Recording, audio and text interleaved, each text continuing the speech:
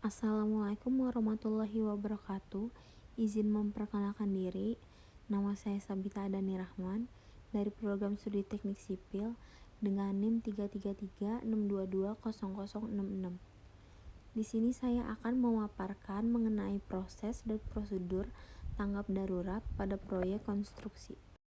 Apa yang dimaksud dengan keadaan darurat? Keadaan darurat merupakan kejadian yang tidak diinginkan yang dapat membahayakan dan merusak lingkungan sekitar. Menurut Federal Emergency Management Agency, keadaan darurat adalah segala kejadian yang tidak direncanakan yang dapat menyebabkan kematian atau injuri yang signifikan pada para pekerja, pelanggan, atau masyarakat umum. Apa yang dimaksud dengan tanggap darurat?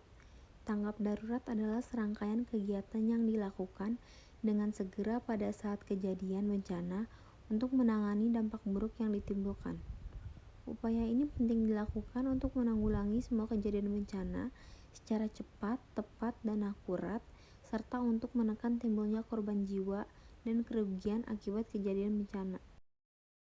Berikut adalah jenis-jenis keadaan darurat, seperti kebakaran, banjir pada galian, tanah galian longsor, jembatan ambruk, banjir pada terowongan, semburan gas beracun, dan lain sebagainya. Hal yang perlu diperhatikan dalam merencanakan prosedur darurat. 1. Jenis pekerjaan yang sedang dikerjakan. 2. Sifat dan luasnya lokasi, jumlah dan lokasi tempat kerja. 3. Peralatan angkat dan peralatan lain yang memungkinkan pekerja terjebak di dalam peralatan. 4. Jumlah orang yang berada di lokasi. 5. Benda-benda dan bahan kimia yang mungkin berada di lokasi yang mudah terbakar. Hal yang perlu dilakukan dalam prosedur darurat.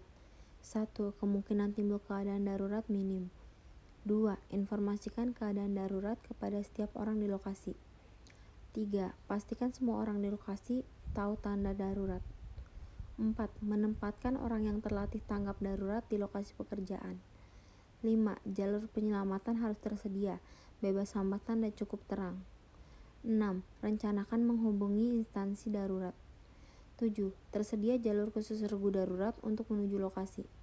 8. Tersedia prosedur penanganan korban cedera.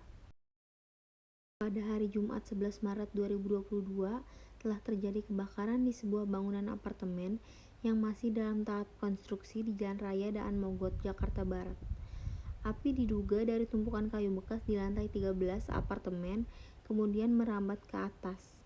Dari kejadian ini, ada beberapa upaya pencegahan dan penanganan api. Pencegahan terjadinya kebakaran yaitu 1. Meminimalisir bahan-bahan yang mudah terbakar. 2. Menjauhkan bahan yang mudah terbakar dari sumber api. 3. Mengurangi resiko kebocoran gas. 4. Menyediakan alat pemadam kebakaran. Sedangkan penanganan kebakaran yaitu 1. Memberikan peringatan kebakaran. 2. Rencanakan jalur penyelamatan. 3. Menggunakan APAR yang tersedia di sudut ruangan. Demikian yang dapat saya sampaikan. Kurang lebihnya mohon maaf. Wassalamualaikum warahmatullahi wabarakatuh.